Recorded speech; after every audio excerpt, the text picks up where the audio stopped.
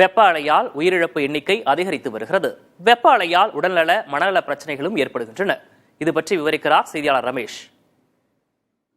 நடப்பு கோடை காலத்தில் இயல்பை விட வெப்ப அலை வீசக்கூடிய நாட்கள் இந்தியாவில் அதிக நாட்கள் இருக்கும் என்று இந்திய வானிலை ஆய்வு மையம் கணித்திருக்கிறது. இந்த நிலையில இந்த வெப்ப அலைனா என்ன, இதனால் ஏற்படக்கூடிய பாதிப்புகள் என்ன என்பது குறித்து பார்க்கலாம்.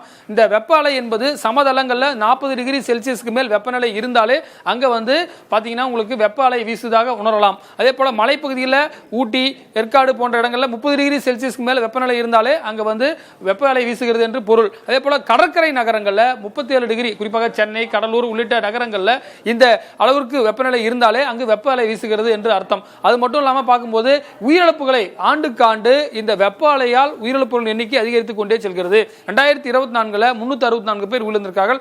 இந்த ஆண்டு 2 மாதம் பிப்ரவரி மாதத்திற்குள் 140 பேர் விழுந்திருக்கார்கள். தமிழக அரசுடைய பேரிடர் மேலாண்மை துறை சார்பாக வெப்ப அலையால் உயிரிழப்புகளுக்கு 4 லட்சம் ரூபாய் இழப்பீடு கொடுக்கக்கூடிய அளவிற்கு இந்த தாக்கம் அதிகரித்திருக்கு. ஒரு காலத்தில் மழை வெள்ளத்தில் பாதிச்சவங்களுக்கு தான் இழப்பீடு கொடுப்பாங்க. தற்போது வெப்ப அலையுடைய பாதிப்பும் நாளுக்கு நாள் அதிகரித்துக் கொண்டே செல்கிறது.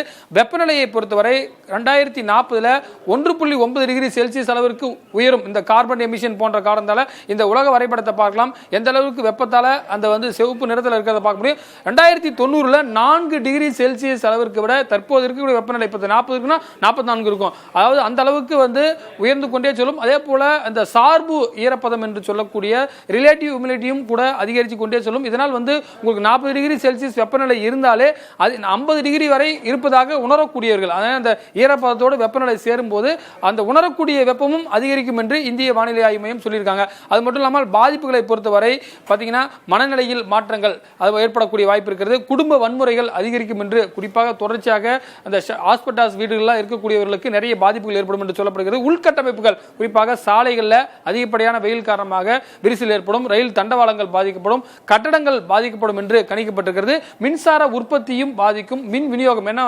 கம்பிகள் மூலியமாக தான் மின்சாரம் கடத்தப்படுகிறது. எனவே அதிகப்படியான வெப்பம் இருக்கும்போது மின்சார விநியோகத்திலும் பாதிக்கும் இருக்கும் என்று சொல்லப்படுகிறது.